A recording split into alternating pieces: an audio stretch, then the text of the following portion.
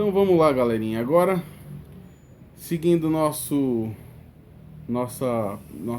segundo vídeo, é a continuação daquele onde nós vamos falar um pouco sobre a questão de entender o capitalismo.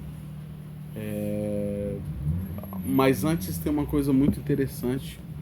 Eu sempre vou tentar ajudar vocês a entenderem um pouco melhor a respeito do tema ou alguns temas paralelos. E eu vou sempre indicar alguns livros que eu li que eu acho que ajuda muito. Como sempre, é sempre uma filmagem muito caseira. De novo tem meu filho aqui jogando atrás de mim. Roblox? Roblox? Mas tudo bem. Tem um livro que eu li recentemente de um escritor chamado Chico de Góes, que chama-se Os Bens que os Políticos Fazem. É esse livro aqui. É muito interessante porque ele vai traçar a questão de algumas famílias tradicionais aqui no Brasil, que a maioria delas são políticos, e onde ficaram muito ricos, né? Acumularam muitas riquezas. E ele contesta a questão de que hoje as pessoas falam muito sobre meritocracia, né? Tá na modinha esse tema, meritocracia. E eles esquecem algumas variáveis sobre como é que essas pessoas elas enriqueceram tão rápido e como elas conseguiram acumular tanto capital em tão pouco tempo. Então, de novo, é um livro muito interessante. É da editora Leia e chama-se Os Bens que os Políticos Fazem. Chico de Góes, ok? Então vamos lá. Da última vez nós paramos onde nós estávamos falando sobre a questão de o verdadeiro acúmulo de riquezas, né? As pessoas que não conhecem, não sabem muito sobre capitalismo, sobre comunismo, sobre socialismo, eles usam muitas frases de efeitos, usam muitas teorias que aprenderam em algum canalzinho do YouTube, sabe? Aquelas coisas bem da extrema direita, onde eles tentam, na verdade, distorcer a realidade do que significa isso. E nós podemos pensar o seguinte, que hoje o capitalismo ele realmente traz uma sensação falsa de que você está ascendendo. Você simplesmente tem alguns bens de consumo, né? Como eu citei exemplos de carros, celulares e etc. E as pessoas que têm isso, elas acham que elas estão ascendendo, né? Elas não entendem bem o que significa acúmulo de riqueza. Elas não sabem o que é o verdadeiro capital. A terra, como eu disse, é o capital. Hoje nós temos muitos capitais, né? Nós temos o capital intelectual, que é onde nós vamos falar muito a respeito disso hoje, que é uma maneira onde as pessoas podem acumular, né, os seus bens intelectuais e que isso vai reverter de uma forma, para que eles possam obter capital financeiro. O capital intelectual vai ajudá-los a adquirir o capital financeiro. E esse é o capital moderno, né? Mas vamos lá. Então, voltando ao que nós estávamos falando sobre o livro que eu me baseio para debater um pouco sobre a questão do marxismo, que é o livro de história de 8ª série do ensino público. E nós paramos na parte onde eu estava tentando explicar que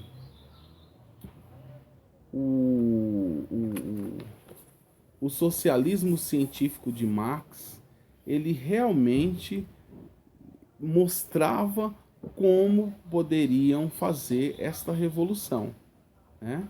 Como eles poderiam realmente derrubar o sistema. E é muito interessante que eu vou usar alguns exemplos, como eu sempre digo, exemplos muito rasos, mas para que sintetize e as pessoas peguem isso de uma maneira mais simples, né? Claro que não vai ser em 20 minutos que nós vamos entender tudo sobre marxismo, sobre capitalismo, mas só mesmo entender de uma maneira muito básica, para a gente não discorrer naqueles erros que sempre as pessoas colocam lá. Como eu disse, na internet. Outro dia a Gleice Hoffmann estava com um relógio que eu acho que custa algo em torno de 10 mil reais. Aí alguém já postou e falou assim: olha só, a esquerda caviar. Opa! O comunismo ou o socialismo, ele não propõe que as pessoas sejam todas pobres. Como dizem, o PT quer trazer igualdade para todos, né? Aqueles memes, quer igualar todo mundo na miséria. Não é não. Na verdade, a teoria comunista, ela propõe que todas as pessoas tenham os mesmos direitos, direito de igualdade, né?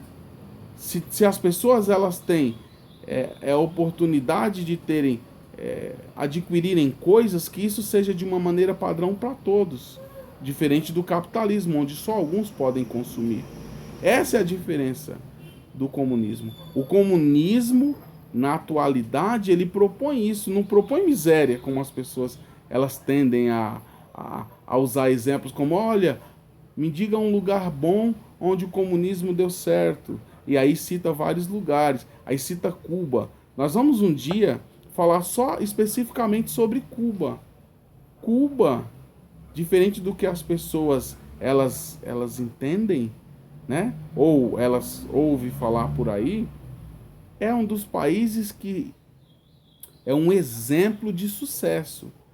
Aí você fala assim: ué, mas lá as pessoas vivem na miséria. Bem, se você estudar um pouquinho sobre a história de Cuba, você vai ver que, apesar dos embargos que sofreu, que os Estados Unidos impediu com que qualquer país tivesse algum tipo de negociação, Cuba conseguiu resistir a essa pressão do império, do imperialismo.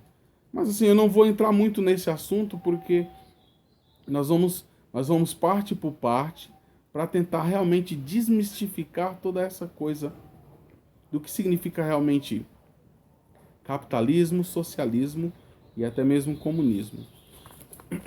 Então, as pessoas, como eu estava dizendo, elas confundem essa questão de socialismo ou comunismo. Trata-se de pessoas que fazem apologia à miséria, quando na verdade não tem muito a ver com isso. E o Marx ele diz o seguinte: para nós, com o socialismo científico de Marx, ele fala o seguinte: para nós derrubarmos o sistema, tem que, primeira coisa, você tem que reconhecer que há, do verbo existir, há uma luta de classes, que é uma luta permanente. Então, existe uma coisa muito interessante. Os evangélicos, eles têm não todos, mas eu ouvi uma coisa muito interessante vindo deles. Falava assim: sabe qual que é a maior mentira que o diabo conta? Porque dizem que o diabo, né, é o pai da mentira. E aí eles dizem o seguinte: qual é a maior mentira que o diabo conta? E aí a resposta é muito interessante, porque diz: a maior mentira que o demônio conta é que ele não existe. Uau! Interessante. Porque se o demônio, ou o diabo, ou o Satanás, né? Estou usando um exemplo. Se ele consegue colocar na cabeça das pessoas que ele não existe, logo ele anula o conceito de pecado. Daí você pode fazer qualquer coisa, porque se ele não existe, não existe pecado. Se não existe pecado, não existe Deus. E aí, basicamente, não existe mais nada. Tudo é livre, tudo é permissível.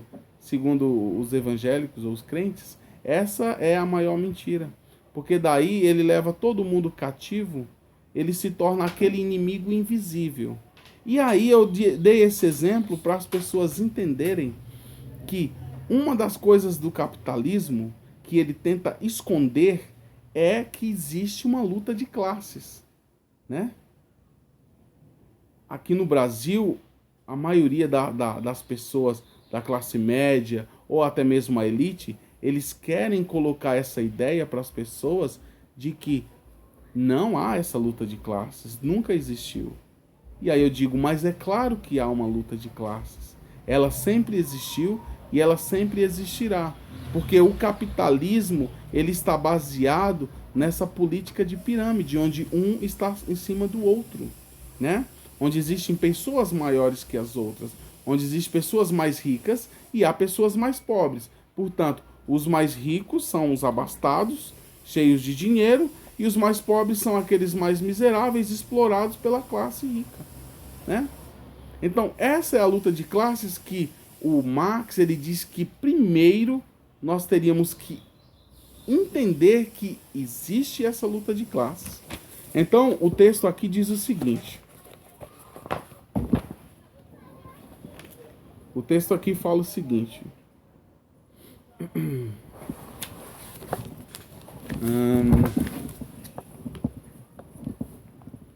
Segundo a teoria marxista, existia uma permanente luta de classes na sociedade, responsável por mover a história. Então, o que movia a história, basicamente, era essa luta de classe, né? O que move a história, todos os acontecimentos está baseado nisso, nessa coisa do o rico querendo sempre traçar estratégias para fazer com que os pobres permaneçam onde eles estão, servindo-os, né? E aí ele diz assim, em meados do século XIX, essa luta se manifestava no conflito entre burguesia e proletariado. É muito interessante porque as pessoas, às vezes, esse termo proletariado já não tem um uso atual, não se usa mais esse termo proletariado. Mas por curiosidade, é interessante que proletariado é uma palavra que vem da palavra, que descende da palavra prole, que quer dizer filhos. Então, o proletariado quem era? Eram os pobres, que por suas vezes, eles faziam muitos filhos, famílias muito numerosas. E isso tinha um propósito. Eles tinham essa prole muito grande para que tivesse uma mão de obra muito grande, muitas opções. Então, os pobres, diferente dos ricos, faziam, né, muitos filhos para suprir a necessidade de mão de obra. Por isso é chamado de proletariado. Então o texto diz assim: mas Marx observou que no capitalismo a burguesia e o proletariado Marx observou que no capitalismo a burguesia detinha todos os meios de produção e os trabalhadores vendiam sua força de trabalho em troca de um salário. Porém, o salário era sempre menor do que a riqueza gerada pelo trabalhador. Essa diferença foi denominada por Marx de mais-valia, que era a base de acumulação promovida pelo sistema capitalista. Então, o sistema capitalista ele estava baseado especificamente na compra da mão de obra por parte do capitalista, e os pobres, como eles não tinham poder de produção, eles entravam com essa mão de obra. Em troca, os seus serviços era em troca de um salário que, assim, hoje nós temos um salário, né, que foi por convenção social estipulado um valor mínimo. Lembrando que não é a mesma coisa que acontecia aqui no século XIX. As pessoas trabalhavam muito para ganhar muito pouco. E aí diz assim: como seria possível transformar essa situação? Para Marx e Engels, os trabalhadores deveriam, por meio de uma revolução, tomar o poder, se apropriar dos meios de produção e instituir a ditadura do proletariado. Então veja que entra aqui a palavra ditadura. Não é aquela ditadura como nós conhecemos como um ditador. O que Marx ele propõe para que esse sistema perverso ele seja derrubado é que os pobres, eles deveriam se apropriar do meio de produção para que assim eles pudessem estipular ou instituir a ditadura do proletariado, que significa um governo onde todas as pessoas, basicamente os trabalhadores, é que iriam ditar as regras, né? Onde eles iriam colocar suas leis, já que eles produzem, então eles iriam colocar suas leis e tudo ia ser de acordo com a vontade da maioria. Essa é a ditadura do proletariado que Marx ele propõe como uma estratégia para derrubar o sistema capitalista. E aí ele diz assim: o Estado deveria ser governado pelos trabalhadores e durar até que todas as classes sociais desaparecessem para, enfim, chegar ao comunismo. Então veja, esses são os passos que Marx ele propõe no seu conceito de socialismo, para mostrar qual era a maneira de se fazer revolução, né? Como se faz revolução? Se faz revolução reconhecendo basicamente qual é o problema, que no caso do capitalismo era essa luta de classes, onde as pessoas elas estavam organizadas por classes, né? E ele dizia que teria que eliminar essa diferença de classes. Esse é o socialismo. Todas as pessoas deveriam ter os mesmos direitos, né? É aquela velha coisa que acontece no mundo moderno. O médico estuda e aí o salário do médico é de 8 mil a 20 mil reais. A enfermeira, que também estuda e que tem um papel tão importante quanto, ela tem um salário de 1.200 a 3.000.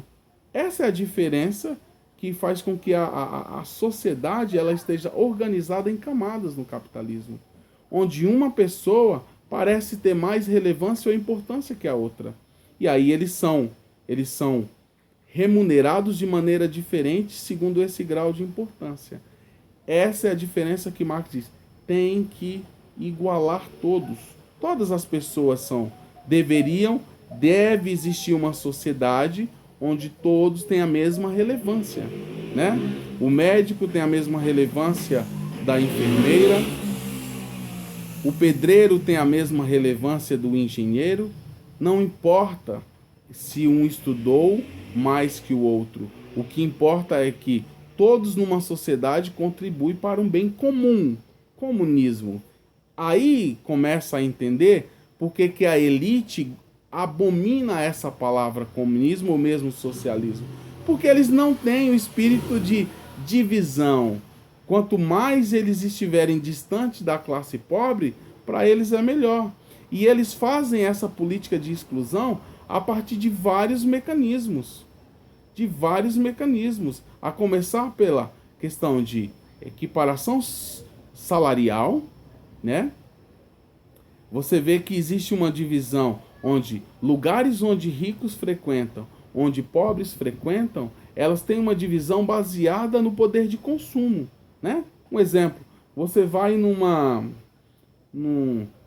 casa de show popular e aí você paga, por exemplo, numa cerveja, algo em torno de 5 a 8 reais. A mesma cerveja numa casa de show especificamente para elite deve ser no mínimo 40, 50 reais. Por que existe isso? Exatamente como uma política de exclusão. É totalmente excludente. É porque o pobre não tem capacidade de pagar aquilo, então ele vai ficar longe desses ambientes, porque ele não pode frequentar. O poder aquisitivo dele, o poder de consumo dele, é bem inferior ao poder de quem vai naqueles lugares. Então são todos esses mecanismos. Mas uma coisa muito interessante, quando ele diz assim, agora vamos tentar trazer para a modernidade. Na modernidade, o capitalismo e o socialismo propõem sempre a mesma coisa. Os pobres, eles devem se apropriar dos meios de produção para que assim eles possam fazer uma revolução. E qual é a maneira de se fazer uma revolução? Como os pobres podem se apropriar do meio de produção na modernidade?